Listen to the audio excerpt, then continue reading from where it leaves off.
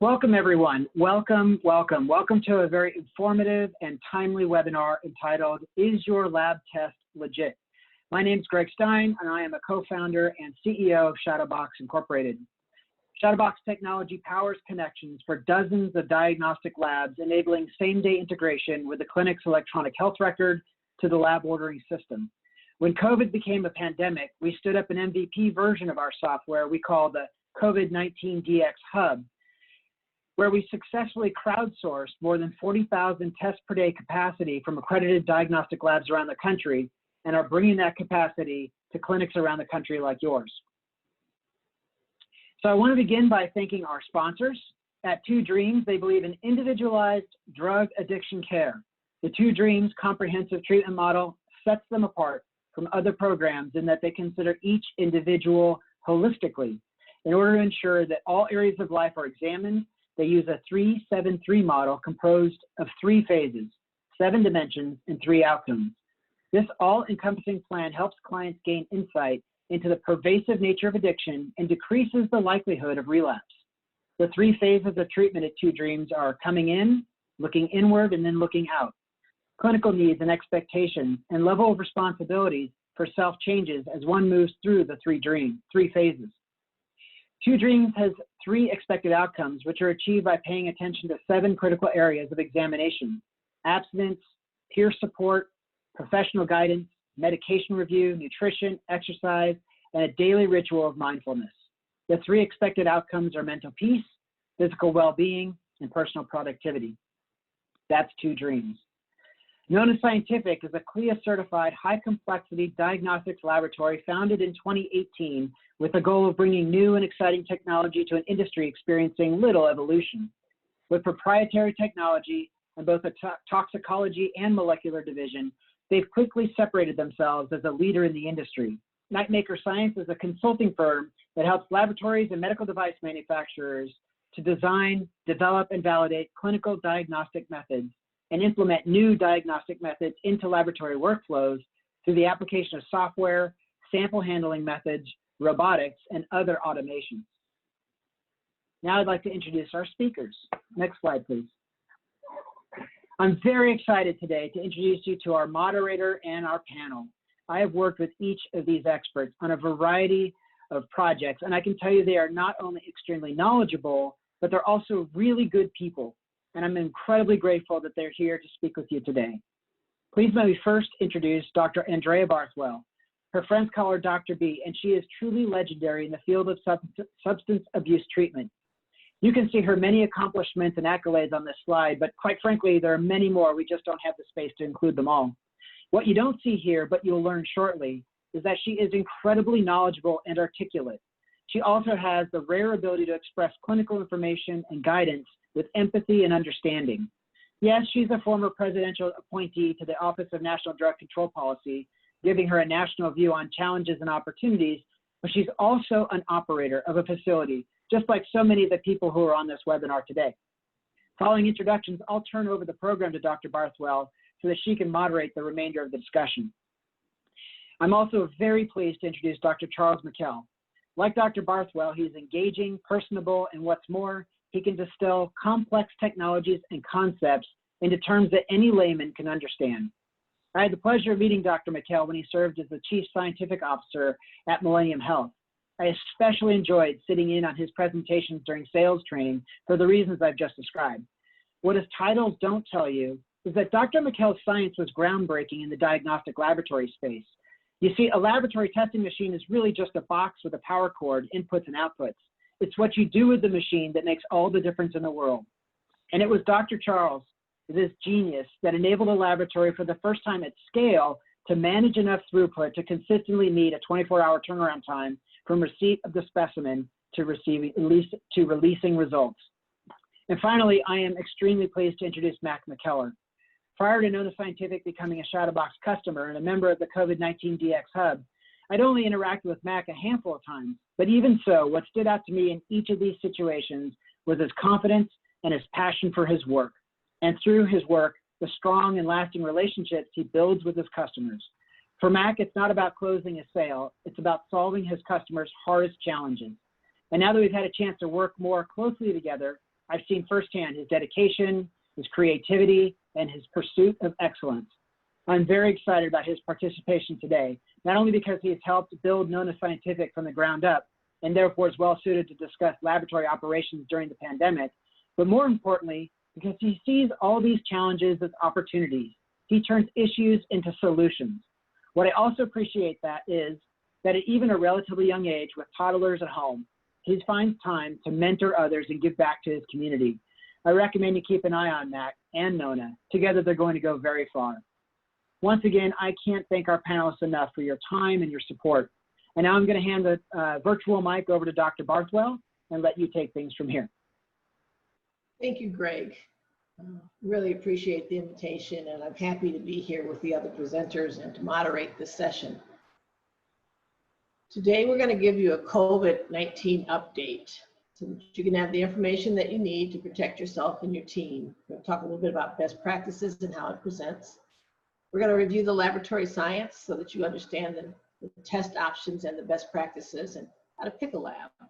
We're going to look at what goes on within a lab, looking at the laboratory service itself, what makes the lab operational, what are the fulfillment challenges and the opportunities, and why you should choose a certain lab to serve your particular needs. Finally, we're going to demonstrate the COVID-19 hub and look at the power of crowdsourcing. And if we have time at the end, we're going to take some participant Q&A. So we're asking them to be sent in now. As the moderator, I will collect them and direct them to the appropriate presenter. I want to talk about the coronavirus, which is a single-stranded RNA virus. It's transmitted via droplets from face-to-face contact that occurs while talking, coughing, or sneezing. The chance that you'll get the virus from someone else is prolonged with prolonged exposure. That's exposure to an infected person within 6 feet for 15 minutes or more, and sometimes for a briefer period of time if that individual is actively symptomatic. What the virus does is it causes respiratory, gastrointestinal, and neurological diseases because it affects those organ systems. And the diseases range from an asymptomatic individual who has contracted the virus to a fulminant disease and potentially death that's characterized by sepsis and acute respiratory failure. Common presenting symptoms include fever, evidence of an infection, evidence of its respiratory effects, a dry cough, shortness of breath, fatigue, and myalgias or muscle aches, nausea and vomiting or diarrhea, and then finally headache, weakness, or a running nose. The lab findings are pretty nonspecific and show us or give us evidence that you have an infection. There's an increase in white blood cells and other inflammatory markers and potentially a low fibrinogen. Likewise, the X-ray findings are pretty nonspecific. There's a bilateral lower lobe pneumonia. Some other pneumonias that are contracted in other ways sit in various other parts of the lung, but this seems to pool at the base of the lung. And you'd see a darkening on chest X-ray, or on a CT scan of the chest, there's consolidation, again, of evidence of a liquid being in the base of both lungs. The diagnosis is made by detection of the virus itself. What happens after one has the virus are the complications of pneumonia, respiratory distress, potentially a liver injury, cardiac injuries, kidney disease that may result in needing to be dialysed during the treatment, and neurological complications such as loss of consciousness, stroke, or shock. The mortality rate has been followed. What we do know that from a morbidity standpoint, about 75% of patients who have enough of the symptom from disease and need to be hospitalized is that they need oxygen. And the mortality rate is changing as we develop better diagnostic and treatment techniques. 20% of patients who are hospitalized need ICU care, and up to 40% of them could die as a result of that admission. So the case fatality is higher if you need the kind of care that's required in an ICU if you go to the hospital. And the case fatality rate is around 15% overall, higher in certain patient populations, but that also is decreasing, consistent with emerging evidence that says that we are finding better treatments to employ earlier, so we're not having those same kinds of negative outcomes that we were when we were first confronted with this. Treatment consists of supportive care, dexamethasone. There are trials on convalescent serum, antivirals, and immune modulators, and anticoagulants. But the best thing to do is to prevent the contracting the disease, and that goes along with wearing masks. From a laboratory perspective, in addition to doing the very non-specific tests that I talked about, we can look for evidence that you have the virus itself, from viral RNA, that you had a response to the virus from the viral antigen, or that you have dealt with the virus in the past. And we do that by testing IgG or IgM, evidence that you have immunoglobulins showing that you have seen the virus and dealt with it or handled it. I'm going to now ask Dr. Charles to join me and talk about the particulars that you need to know in using a laboratory to get the lab results that will help you make the diagnosis. One of the main questions that I am asked repeatedly from individuals who are looking to do any sort of testing for COVID-19 is, how do I know whether or not the test is reliable? And the truth is, there are many different ways of describing the validity of a test. But in reality, for COVID-19 testing, there are really only 5 important terms that we need to consider. The first is the sensitivity of a given test. And sensitivity is a measure of how good any given test is at finding actual true positives. If the patient is positive, how good is the test at finding a positive result? The other is selectivity. This is the corollary of that. It's a measure of how good a test is at not accidentally identifying negative patients as being positive. Now, those 2 terms are used widely in clinical chemistry, and they're used to describe the performance of a test when we actually know the condition of the test subject on which the test is being performed. And they're useful in the laboratory. But in the clinic, the 2 more important terms to describe how well a test are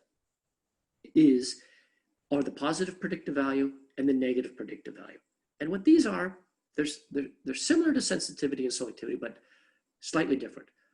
The positive predictive value is really a measure of, if I get a positive result, how confident can I be that that patient that I got this positive result from is truly positive?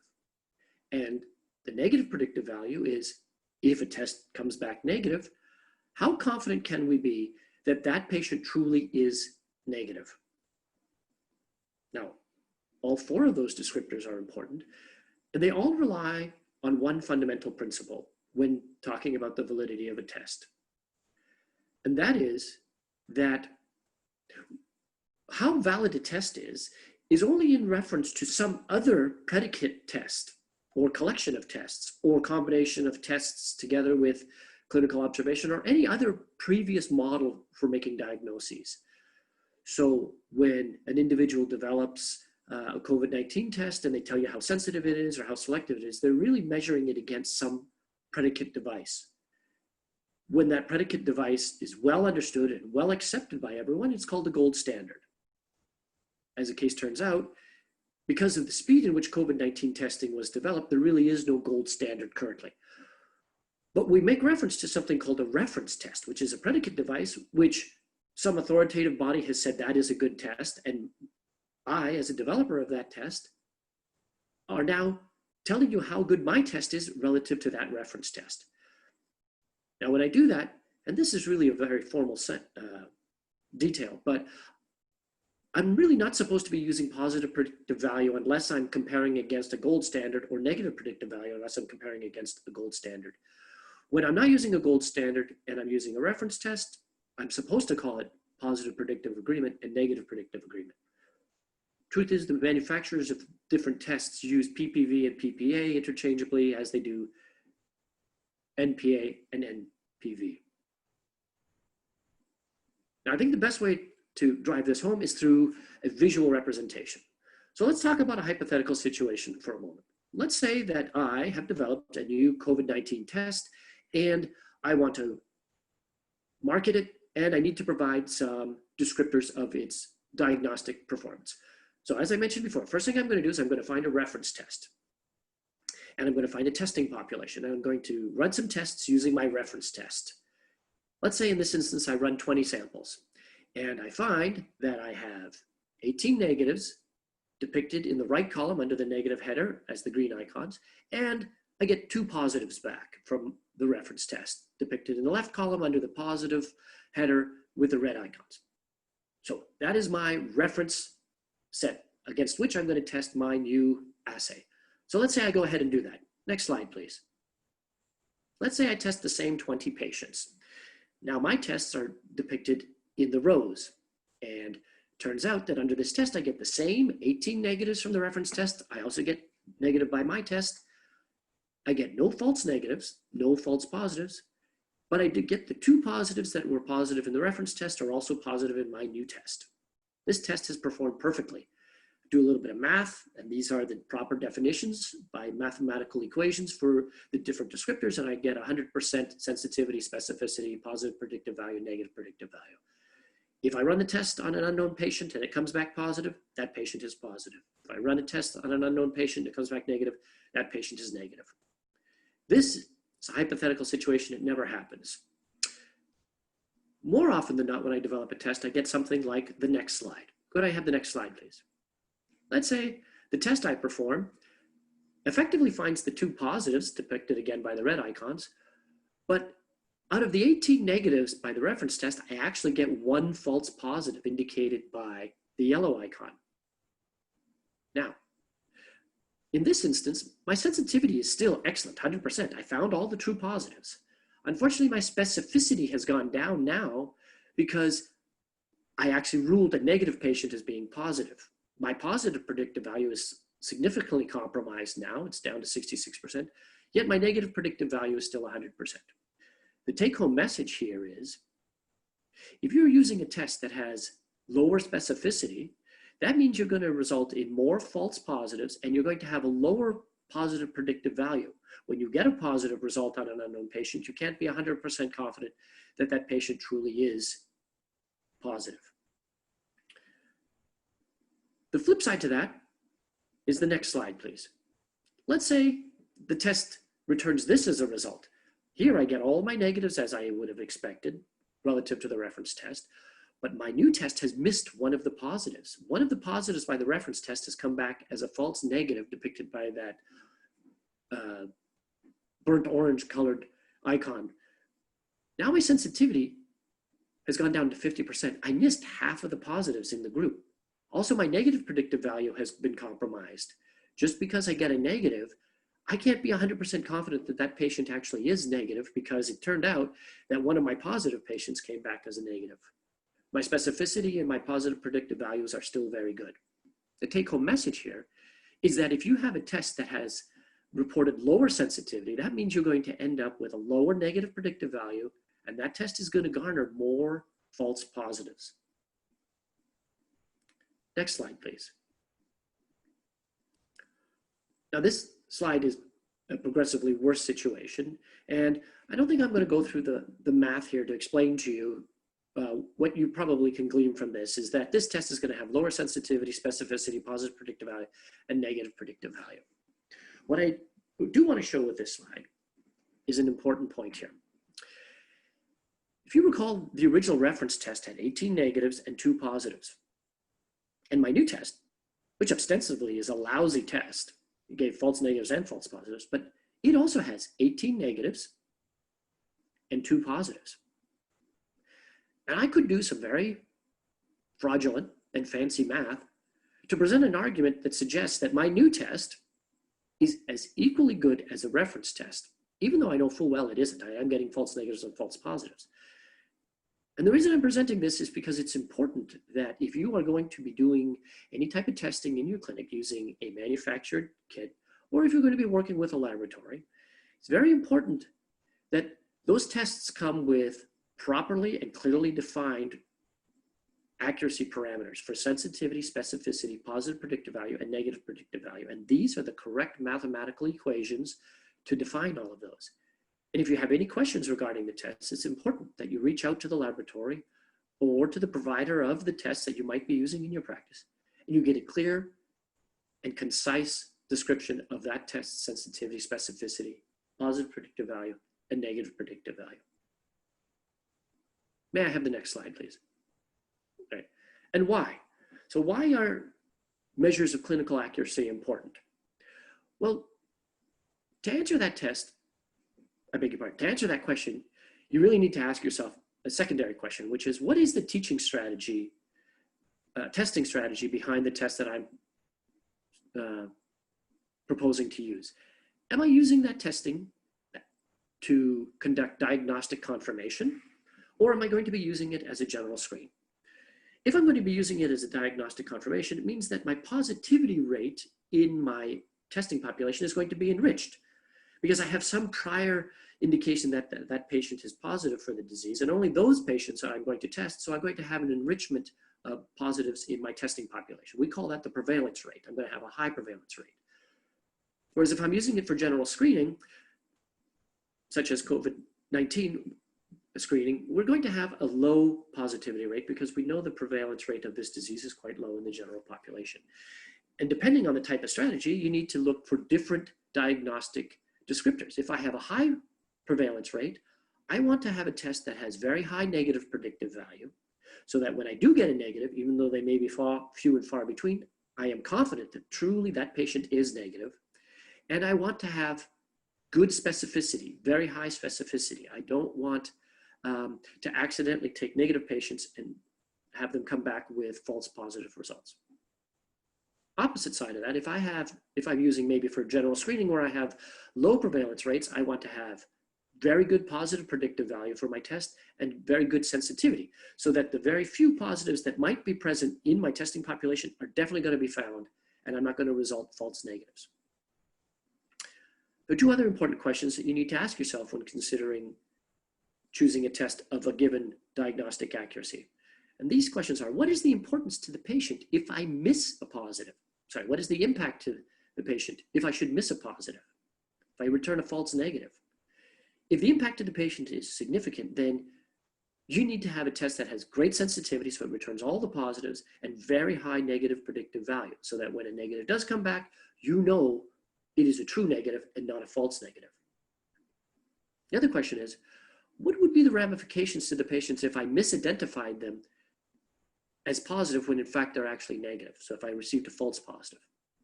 In this scenario, if the impact is significant, you want to make sure that you have a test that has very high selectivity and very high positive predictive value. Now, what does high mean? Well, generally speaking, 95% or better is considered high. Anything perhaps 80% or lower is considered very low values for sensitivity, specificity, PPV, and NPV. Next slide, please. Okay, I think at this point we have a pretty good understanding of those descriptors. Let's talk a little bit more about the different types of tests and how these different tests have different sensitivity and specificity. As Dr. Barthwell mentioned, viral testing is one of the main types of testing, and there are two subsets to this. You can test for the nucleic acid, the RNA, within the core of the virus itself, or you can test for proteins that are expressed on the surface of the protein, like of the virus, like the spike protein or the neoplassid protein, the neocapsid protein expressed on the surface. And these two types of tests have different performances. The viral testing has very high selectivity. It returns very few false positives. It has moderate sensitivity. This test does experience false negatives. It's very complex. It's a very complex testing. So while its analytical performance might be excellent, its practical performance may not be what you expect. And we're going to talk a little bit about some of the practical limitations to some of these tests in a subsequent slide. Point out that this test can only be done by a high complexity lab. Generally speaking, the specimen is collected by a healthcare professional, although there are at-home collection procedures that are coming online as of late. Turnaround times for these tests are a little bit longer, 3 to 10 days. And an important thing that is evolving now is laboratories are learning to pool samples together to try to save costs and improve throughput. And that's something that you should talk to your laboratory about, whether they perform pooled or individual testing. The viral antigen testing is very quick. It is a very simple workflow. It is not generally subjected to practical errors. It can be run on an instrumented platform or a non-instrumented platform. The instrumented platforms are common laboratory platforms. We see them in the news. We see them in typical video footage of clinical labs. These are these large pipetting instruments that do things like cholesterol testing.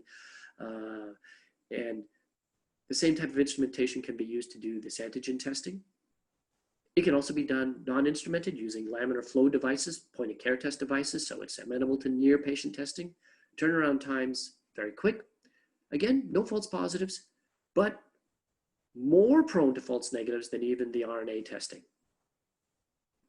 Next slide, please. Now, important point that I want to point out here is that there are many different types of specimens that can be collected in testing. Those of the upper respiratory tract and those also of the lower respiratory tract. And many laboratories have developed methods that are applicable to some of these, maybe all of these, but maybe not all of these. And if you're considering working with a laboratory, you need to discuss with them, well, what type of specimens can they accept? And what is their validity, their clinical accuracy for these different types of specimens? Because not every specimen will have the same sensitivity, selectivity, PPV, NPV. And so it's important to work closely with the laboratories to understand which specimens they'll take and what is the performance given the different types of specimens. In addition to that, next slide, please. It's important to understand that the collection device itself plays a role in the performance of these tests. And there are many different types of collection devices available for the different types of specimens and the different types of testings. Some of these are straight collection tubes with a swab. Other ones have a liquid in them. It's called a viral transport medium, and it's used to preserve the viral material as it's being transported to the lab. Some of these devices are very generic and can be accepted at any laboratory. Other ones are very specific to the given laboratories, and the laboratories have developed their tests around a particular collection device.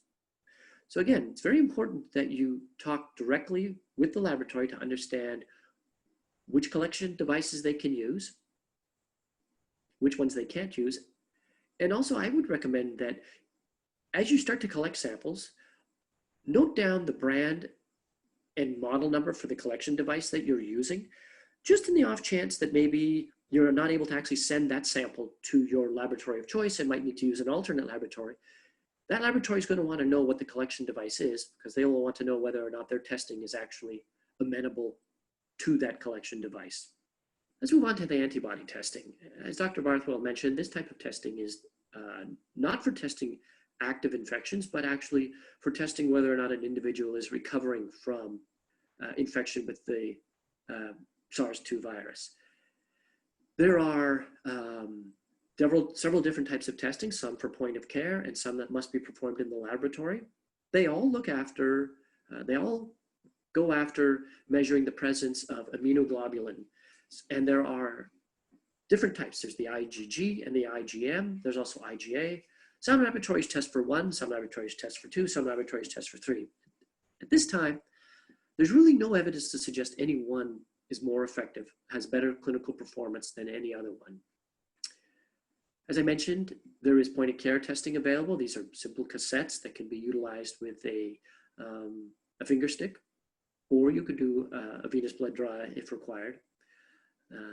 The in-laboratory testing, there's an ELISA-based testing, there's chemiluminescence testing. These will work with whole blood, plasma, serum, but they all have a different range of diagnostic accuracy.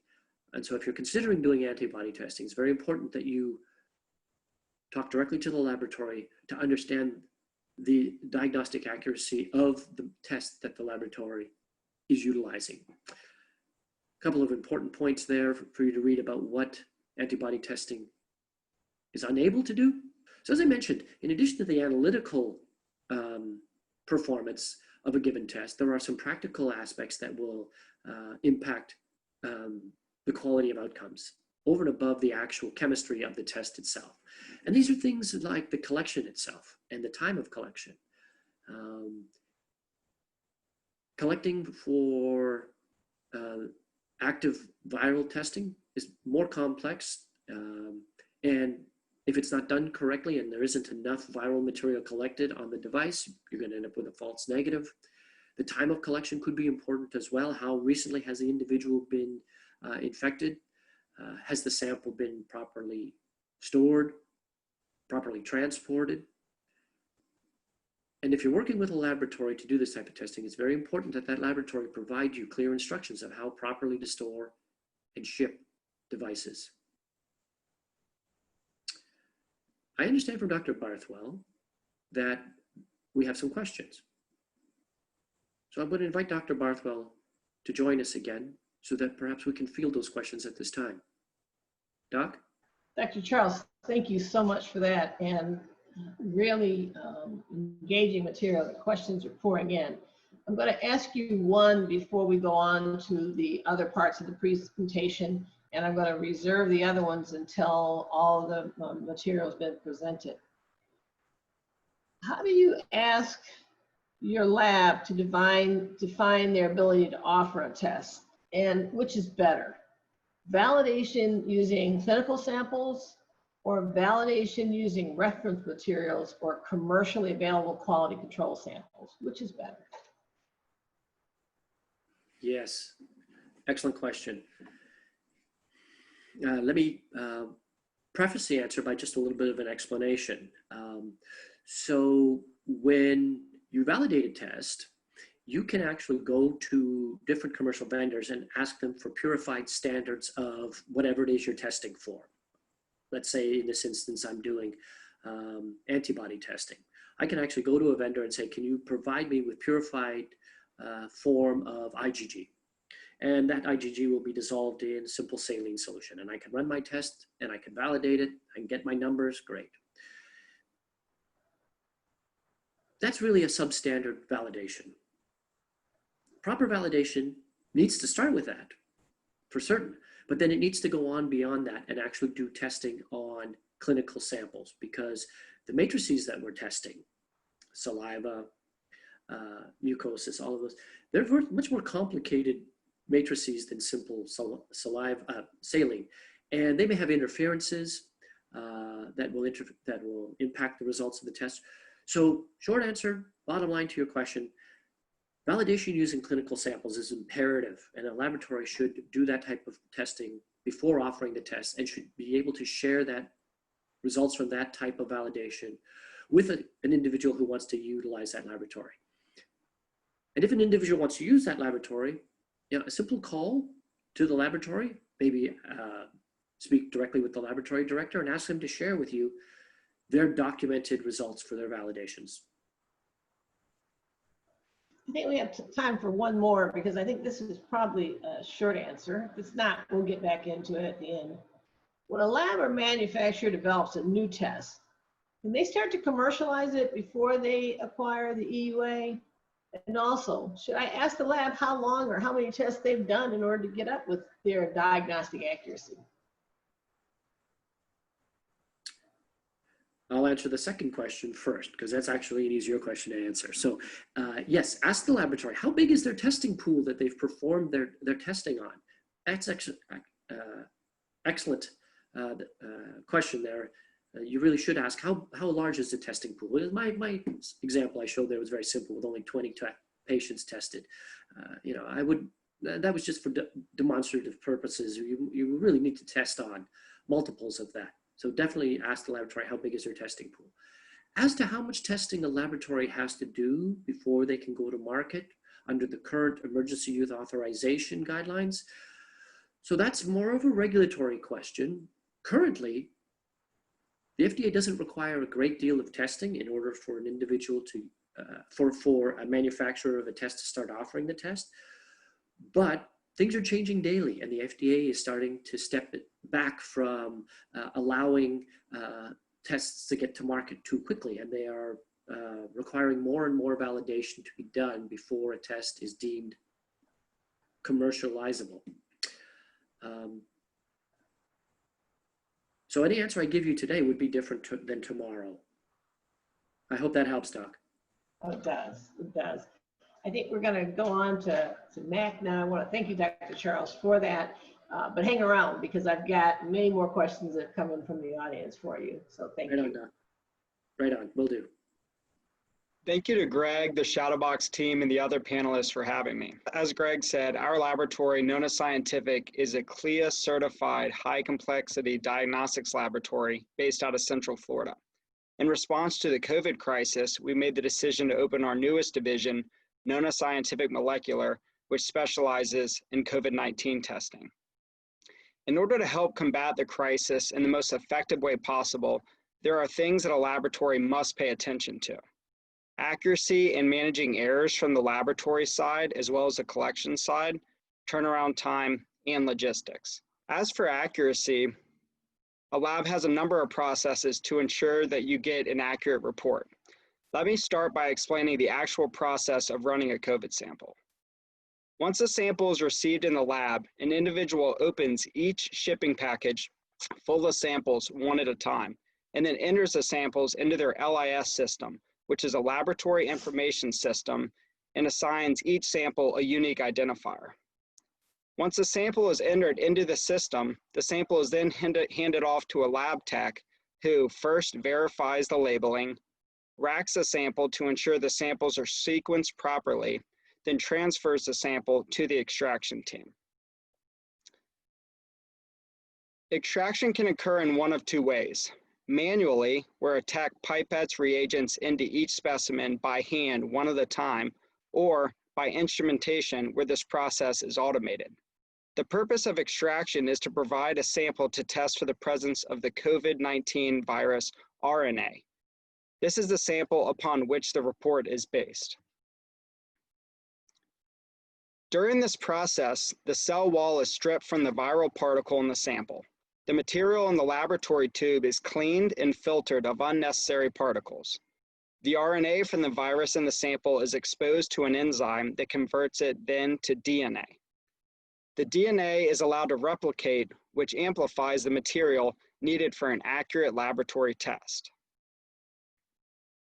The samples are then plated and placed in the machine for testing, where it runs through 40 cycles at which the temperature changes from 95 degrees Celsius to 60 degrees Celsius. This process takes about 46 minutes.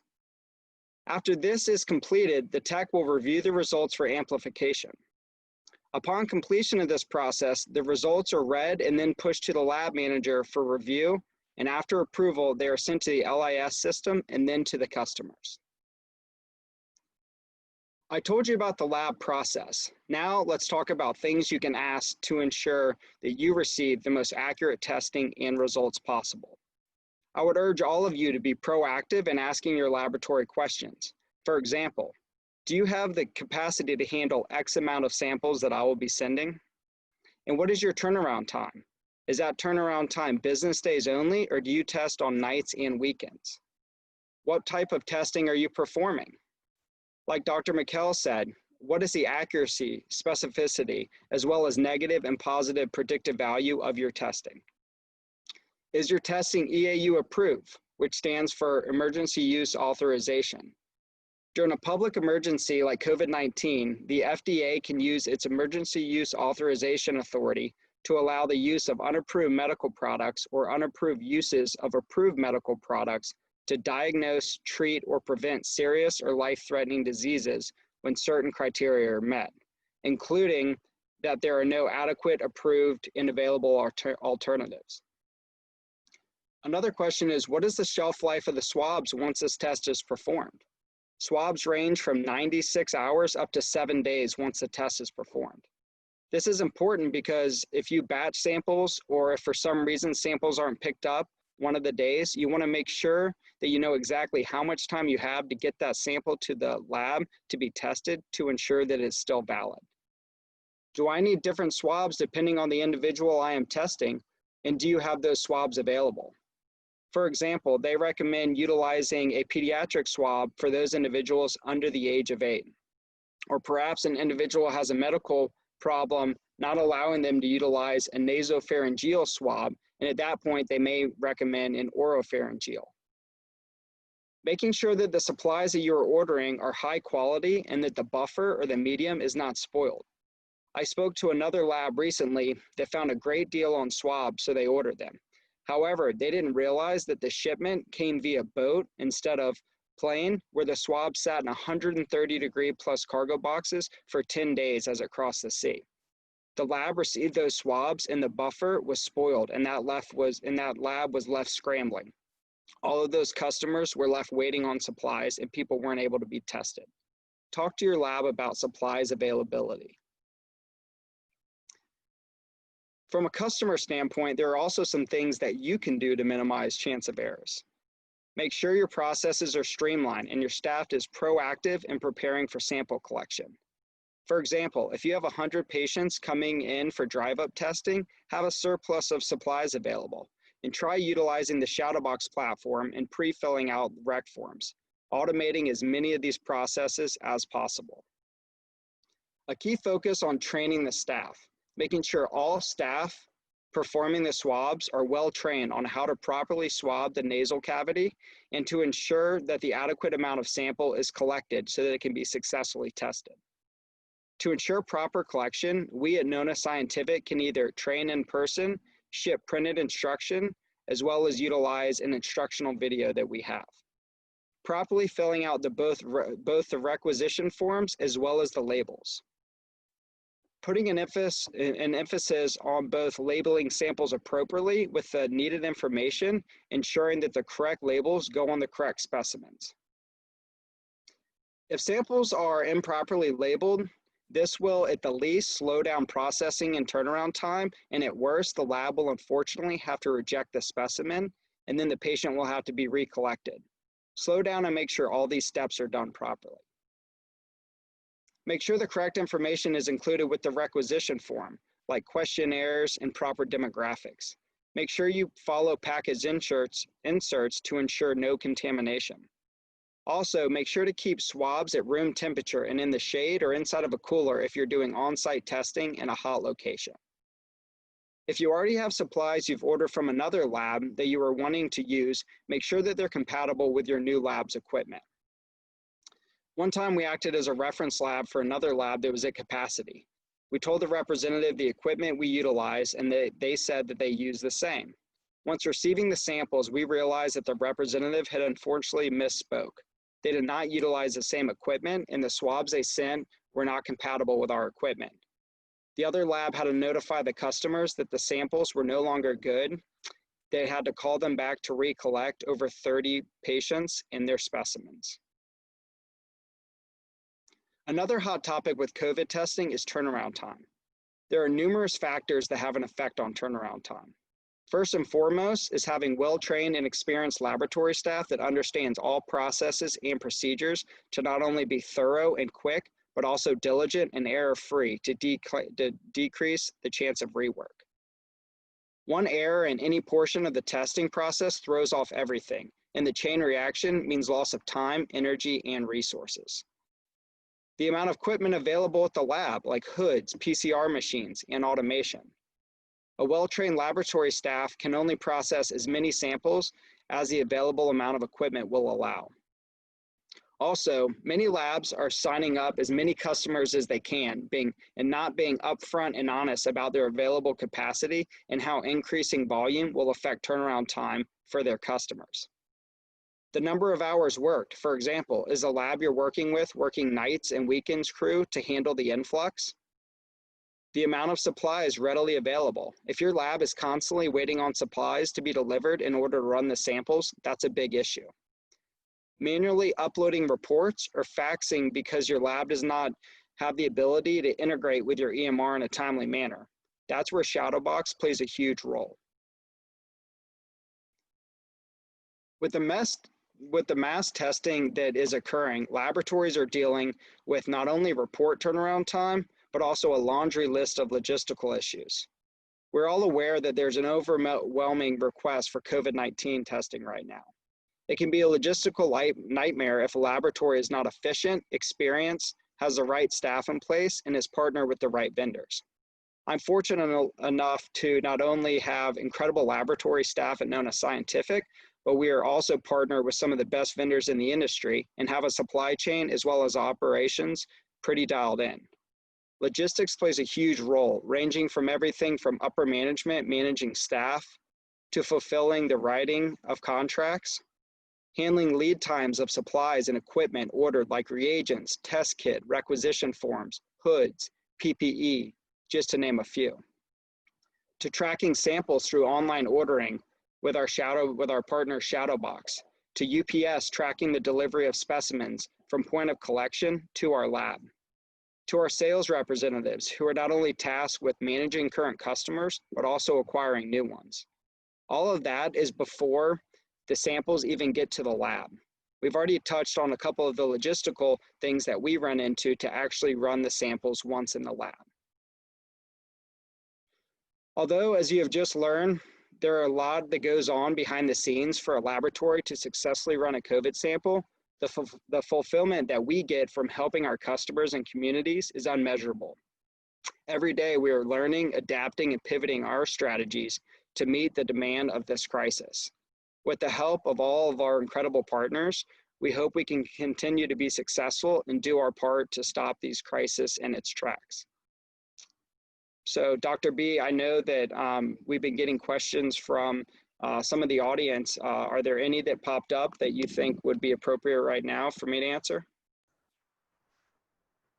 Yes, indeed, Mac. There are two. I'm going to ask you one, and then I'm going to throw the other one at Greg. This is the second question I'm not giving to you. What are the benefits of operating through the Shadowbox Hub? And I think if he gives us our demonstration, he'll be able to answer that. The main question I want to ask you, though, is what are the reporting requirements for a laboratory? So they're giving these emergency use authorizations and all. Do they have to report? And since we know these tests have to be reported, who's taking care of that? Me, the provider, me, the physician, or you, the laboratory? Yeah, great question. Obviously, looking at the news today, you see a lot of discrepancies about reporting. And so testing sites must report data for all diagnostics and screening testing completed, which includes molecular, antigen, and antibody testing for each individual tested.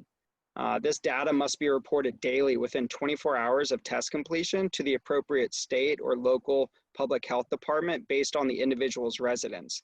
At Nona Scientific, we as a laboratory report all that data for our customers. So that is a conversation that I'd recommend all the providers having with their laboratory to make sure that you're not A, double reporting, and B, assuming that the other party is reporting and then those aren't getting reported. So being upfront and honest and having those conversations is going to be key to make sure that everyone's doing what they can and protecting themselves as well. So great question. We definitely need that because we need accuracy in knowing what % of tests that have been done are in fact positive. And since we're testing so many asymptomatic people now, we really need to know where our herd immunity is going. I thank you so much for your talk. And at this point, I'm going to ask Greg to come on and show us what the Shadowbox looks like so that we can get a sense of what happens there. Thank you. Thanks, Dr. B. Thank you, Mac, and all of the other presenters. I would like to share my screen and show you what it is that is the COVID-19 DX Hub. So what I'm showing you here is Shadowbox has provided the COVID-19 DX Hub, which is in effect a HIPAA-compliant, secure, and encrypted browser. It's just like Chrome or Safari, except it's specifically tailored for the use of ordering COVID-19 tests and receiving results. So if you're a clinic that needs to order a test and either your current lab provider is unable to meet your demand or you don't have a lab provider and want to rapidly select one, you can go to our website, shadowbox.com, request a participation within the hub, at which point you will then be contacted by, you will receive an email with a link to download and install this hub device, this hub browser, which takes about 3 or 4 minutes.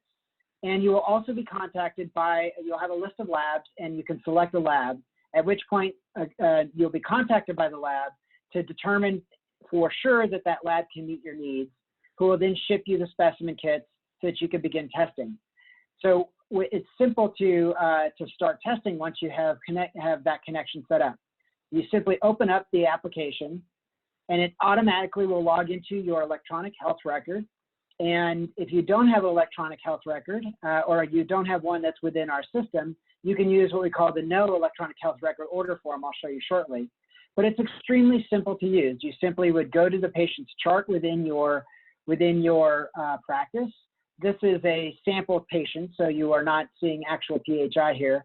And you want to order a lab test, you simply you press order lab test. And what this does is it securely and completely and accurately takes data within the patient's chart and moves it into the order form over on the right. So what you've seen is that wherever the patient information lives within the patient's chart, it's now filled out the form on the right. Now, all you have to do as a provider is enter in the information that is required for testing, which is the sample type, the ethnicity of the patient, what test you want to order, and answer these federally mandated questions. I'm just going to slide through them real quick and make sure they're answered. And then enter in the barcode sticker off the specimen type. That's mistyped, but we can use it. Oh, and I need a diagnosis code. It'll tell me if something isn't actually filled out, so I'll select the appropriate diagnosis code, and I hit submit. And they are now, that order has now been sent automatically and electronically to the laboratory, awaiting the arrival of the specimen the next day, and simultaneously, to make it easy on the practice, we've already automatically uploaded the order form into the patient's chart. Similarly, results, when they're available, show up on this beaker on the upper right-hand side.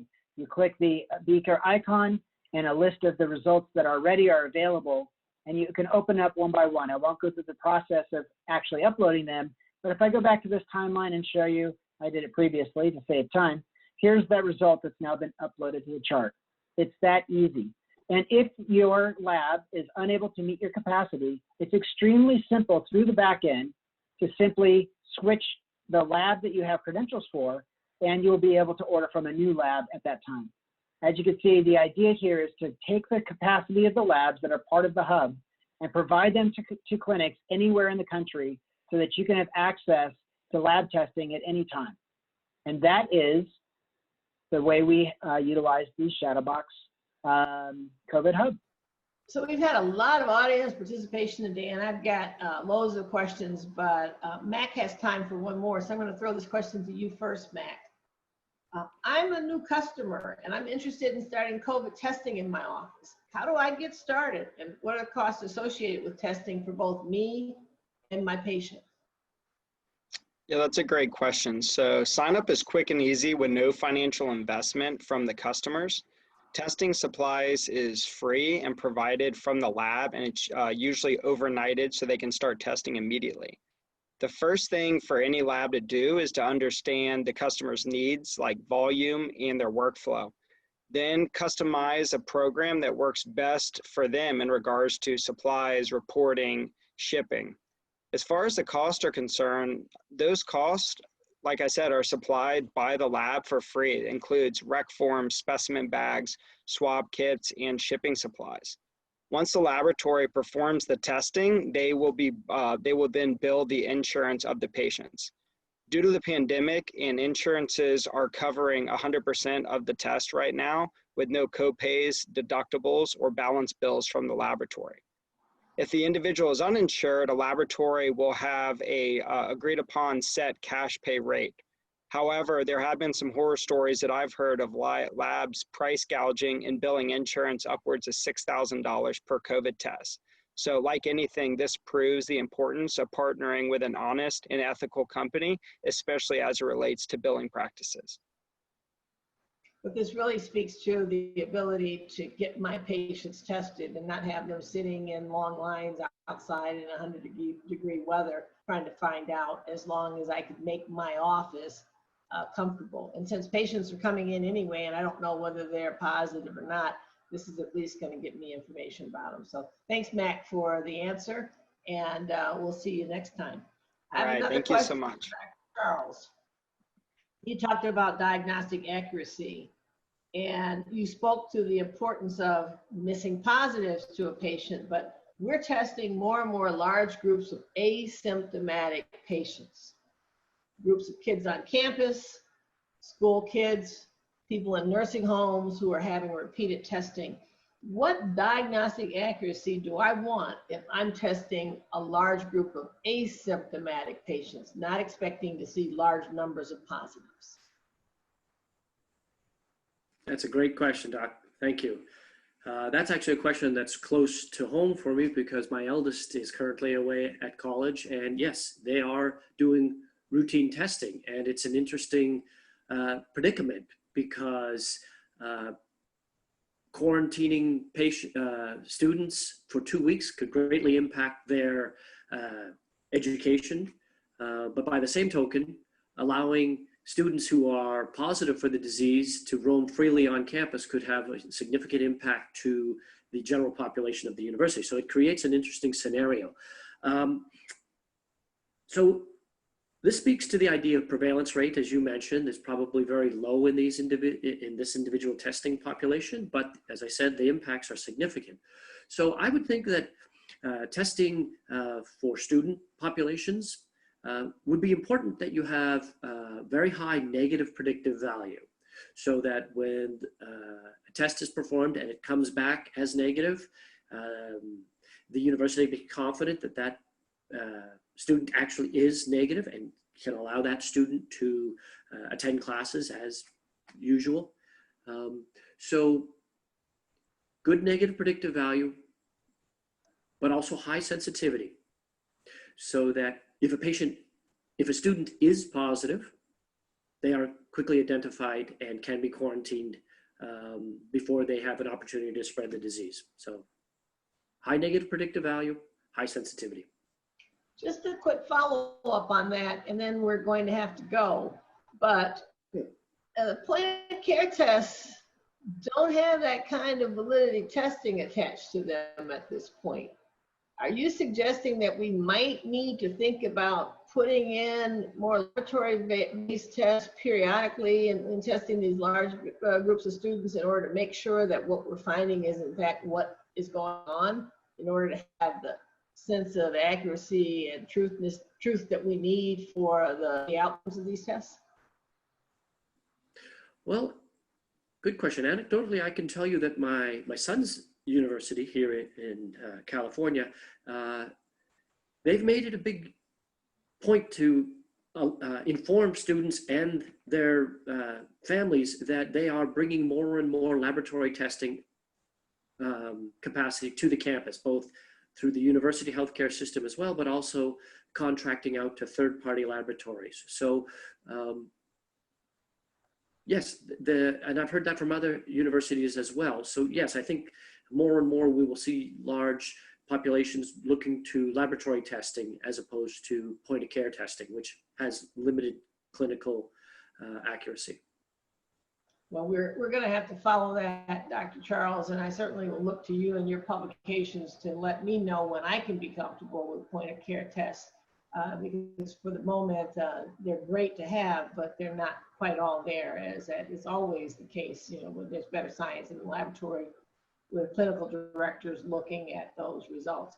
I want to thank you, Greg, for allowing us to be here today to do this webinar. It's been informative for me. You know, sometimes us clinicians don't even think about all the thought that has to go into the structures and supports behind us and under us in order to be able to deliver competent medical care. So I want to thank you for Shadowbox and crowdsourcing these labs so that we can have our unmet need matched to unused capacity so we can get these results faster. It's been extremely variable in being able to get laboratory results depending upon where you live. And it's good to know that you're there and you've made it so simple for us. And again, thank you, Dr. Charles, for the work that you've done to help laboratories turn their systems over so that they can develop this capacity. This thing caught us all off guard last March when things began to build up, and what you have done since then, and along with a lot of other people working in this space, has just been incredible. So thanks for having us today, and we look forward to following this story over time. Thank you. Thank you, guys. Thank you.